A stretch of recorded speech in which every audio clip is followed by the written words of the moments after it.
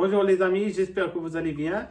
Dans cette vidéo, on va parler du web scrapping. Bon, c'est pas la première fois que je parle du web scrapping, c'est une compétence très intéressante, éventuellement pour les gens qui font de l'analyse de données. Pourquoi? Parce que donc on sait que tout est dans le web actuellement. Il y a pas mal d'informations dans le web et il y en a donc en tant que data scientist, donc ceux qui veulent créer leur propre base de données, c'est-à-dire collecter déjà les données qui sont disponibles dans le web. Par exemple, les articles des blogs. D'ailleurs, j'ai déjà fait une vidéo sur ça, je la laisse dans la description. On peut, par exemple, collecter les prix de produits, les avis par rapport à un film, des données de finance ou bien de la bourse. En tout cas, on peut collecter plusieurs informations à partir du web. Et bien sûr, lorsqu'on fait la collecte, on peut les étudier. Donc là, dans cette vidéo, on va plutôt s'intéresser à ce concept de web scrapping. Aujourd'hui, on va utiliser le package Beautiful Soup, donc, qui est très utilisé également dans le domaine, mais je vais également faire d'autres vidéos qui traitent cette compétence du web scrapping et on va essayer d'utiliser plusieurs techniques, comme ça vous serez outillé donc lorsque vous allez faire du web scrapping. Donc restez avec moi, on va se retrouver dans ma console pour faire du web scrapping.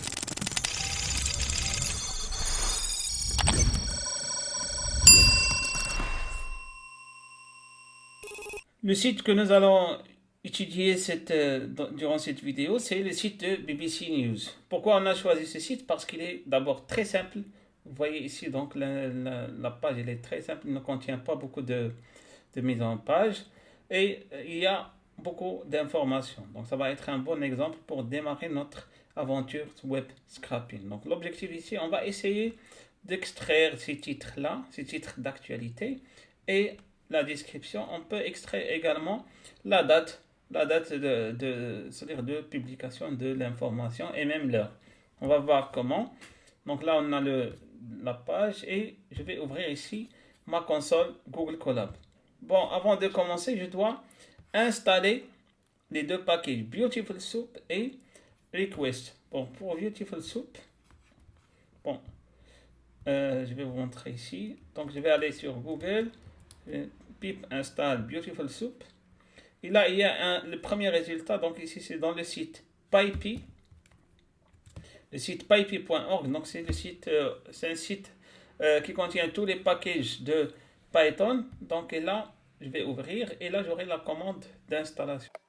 Et voilà, donc ici, bon, c'est déjà installé, mais bien sûr, donc si vous n'avez pas encore fait, donc ça va faire, c'est-à-dire l'installation va démarrer. Mais là, donc c'est déjà installé dans mon environnement. J'aurai besoin également de request. Je vais refaire la même chose. Donc ici, je vais mettre ici pip install request. Et toujours ici dans PyPy, donc je vais trouver là la commande exacte. Copier. Là, je vais donc là, je colle la commande et la même chose ici, je lance l'installation. Bon, là aussi, c'est déjà installé. Maintenant, le Beautiful Soup et Request sont déjà installés. Maintenant, c'est pas encore terminé, il faut les importer. Donc ici, importer les packages. Donc pour les importer, bien sûr ici, donc on clique sur Import, Request, et j'aurai également besoin, donc ici, Import, plutôt from BS4, Import, attention ici les majuscules, Beautiful Soup, parce que là, donc, ça s'appelle Beautiful Soup 4. Mais là, pour l'utiliser, on met BS4. Donc, from BS4, c'est-à-dire le nom du package.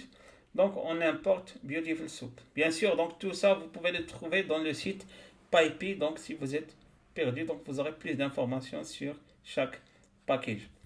Bon, et plus loin, on va utiliser Pandas. Donc ici, import Pandas as PG. Voilà. Donc c'est ça les packages qu'on va utiliser. Maintenant, il faut saisir l'URL. Donc l'URL sur lequel on veut travailler. Donc là, je vais mettre URL. Donc je déclare la variable. Entre guillemets, donc je mets l'adresse. Bien sûr, il faut aller donc ici à la page et copier l'adresse. Voilà, donc ici j'ai l'adresse de la page, c'est-à-dire sur laquelle on veut travailler. Exécute la cellule. Donc maintenant on va, c'est-à-dire importer le code de la page. C'est-à-dire quoi importer? Donc d'abord, je vais mettre ici une réponse et je vais utiliser le package request. .get.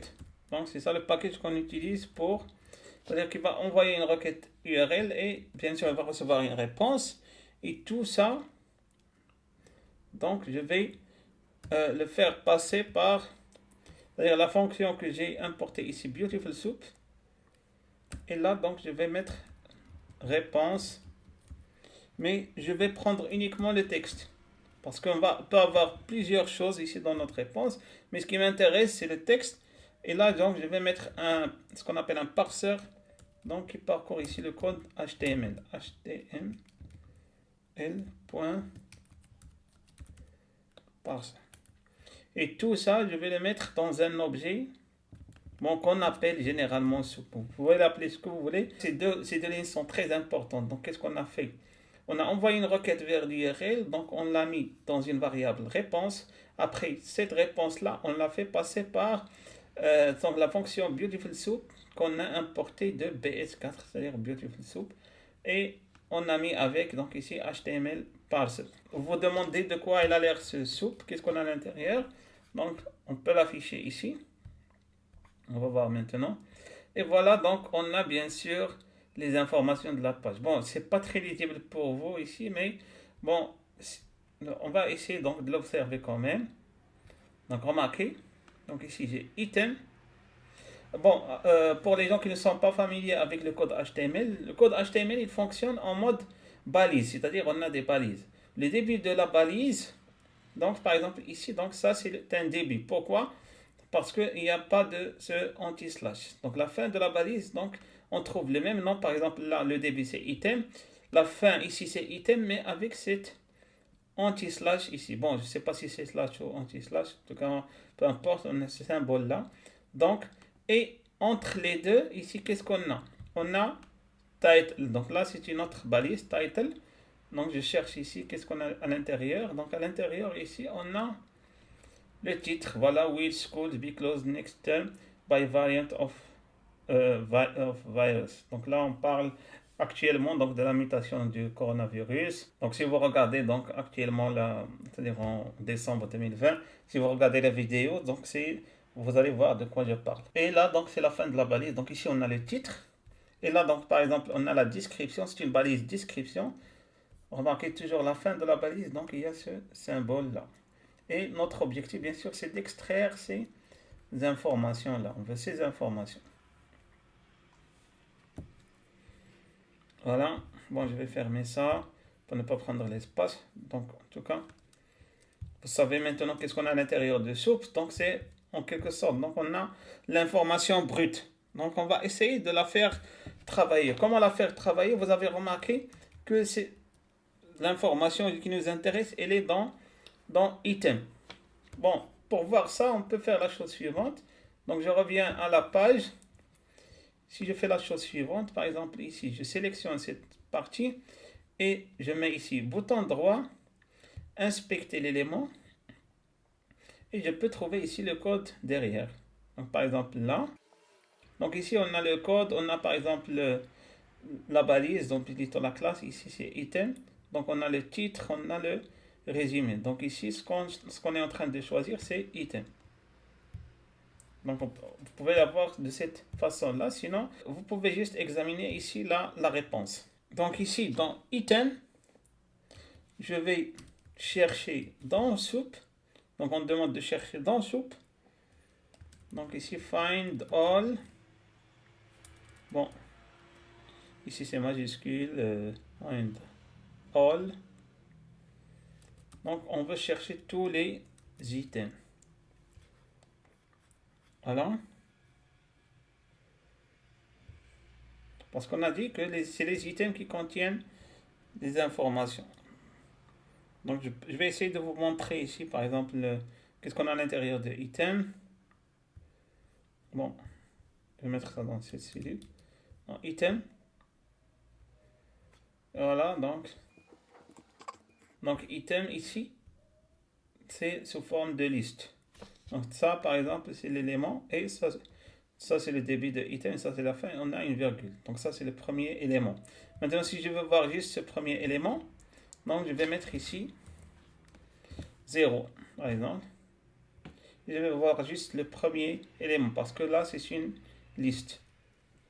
Sinon, donc je vais le mettre ici dans item, donc sans S, pour pouvoir le manipuler.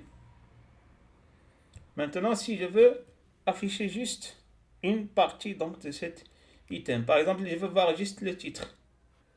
Si je veux voir le titre, donc ici je vais mettre item, title, donc rappelez-vous le nom de la balise, donc ici title, point, texte. Donc remarquez ici ce que ça va afficher, donc ça affiche directement ici le titre. Voilà, donc c'est ça la démarche qu'on va utiliser.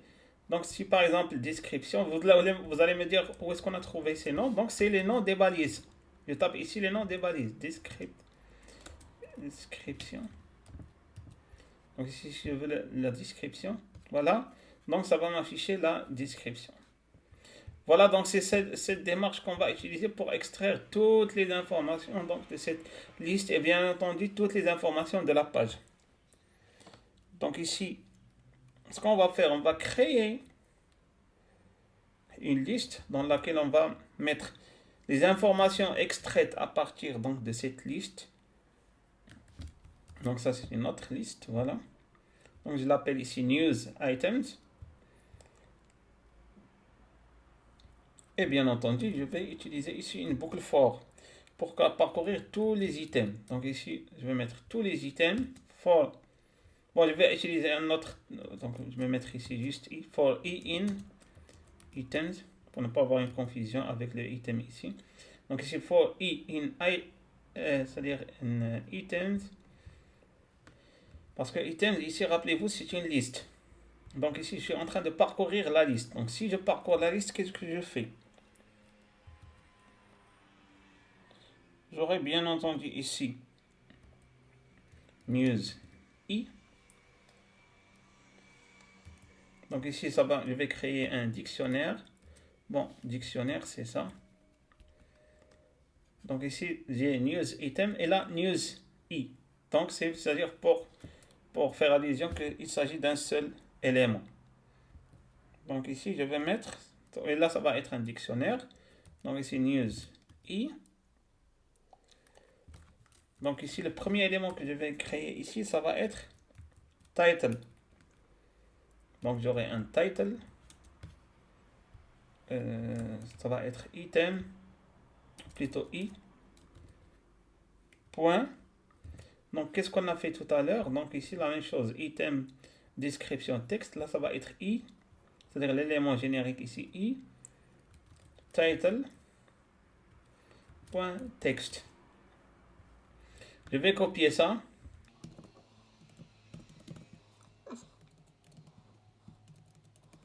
Donc, ici, qu'est-ce que j'ai? J'ai title, j'ai description et j'ai pub date. Pub date, donc si vous revenez au code, vous allez trouver le nom de la balise où on a la date, donc c'est pub date. Et lorsqu'on va mettre ça dans le dictionnaire, le contenu du dictionnaire, on va le mettre dans cette liste news item. Donc ici, news items. Donc ici, on va mettre append. Donc append, c'est la méthode utilisée pour rajouter un élément à une liste. Et on va mettre l'élément généré ici, news i. Voilà. Donc j'espère que la boucle est claire pour vous. Donc je vais l'exécuter ici pour voir qu'il n'y a pas de problème. Voilà. Maintenant, donc, normalement, la liste sera remplie. Donc si je la tape ici pour voir le contenu. Et voilà, donc remarquez maintenant, c'est mieux organisé. Donc ici, qu'est-ce que j'ai par exemple? Premier élément, donc j'ai description, j'ai pub date. Oui, donc là, il y a un problème. Donc le titre se répète. Oui, j'ai commis une erreur ici. Parce que ici, remarquez description, on a le titre pub date. Donc ici, on a le même titre. Donc malheureusement, ici, je n'ai pas modifié cette partie. Donc là, je dois mettre description. Et là,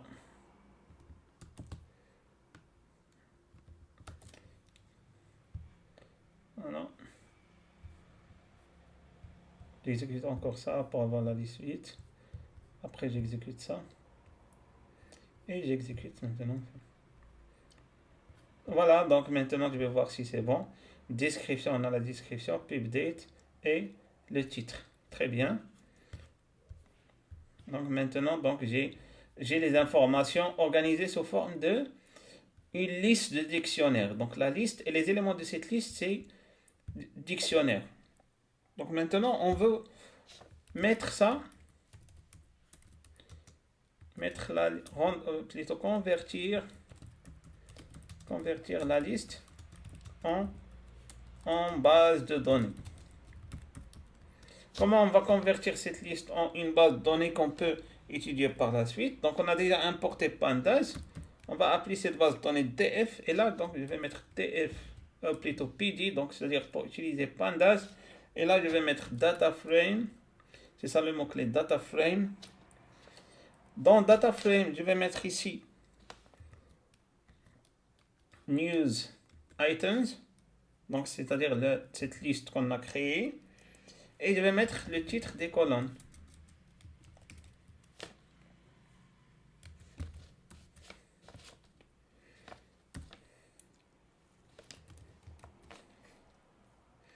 Donc ici on a title, on a description. Je vais voir ici parce que là l'ordre il est inversé. J'ai pas compris pourquoi. Je vais voir ici si l'ordre est bon. Donc ici description et pub date. Je vais avoir cet ordre. Je vais voir si ça va être si ça va marcher. Donc j'exécute. Et là, je vais afficher la base de données. On va voir. Et voilà, c'est très bien. Donc, dans le titre, on a le titre. Dans la description, on a la description. Et on a ici donc la date. Donc la date et même l'heure. Voilà, donc maintenant on a, donc ici on a juste affiché les 5 premières lignes. Je peux même afficher ici les 20 premières lignes. Je ne sais pas combien on a de lignes. Voilà. Donc maintenant on a organisé le contenu de cette page sous forme de base de données. Maintenant on peut étudier cette base de données comme on veut. Mais est-ce qu'on a terminé? Non, pas encore. Il nous reste une dernière chose. Donc, on veut générer le fichier CSV contenant cette base de données. Comment on peut faire ça? Donc ici, générer le fichier CSV. Ici, df. Donc ici, il y a une méthode toCSV. Donc, on va donner un nom. Donc ici, par exemple, le web scrapping.csv. Donc, on a donné un nom à cette base de données. Donc, je vais mettre ici index. Donc, pour ne pas copier l'index deux fois. Donc, je vais mettre ici index false. Et pour encoding, donc je vais mettre ici WTF. Donc, ici, c'est le type de codage 8. Voilà, donc ici, on va convertir notre base de données qu'on a appelée DF en une base de données web scrapping. Voilà. On va voir qu'est-ce qui va se passer.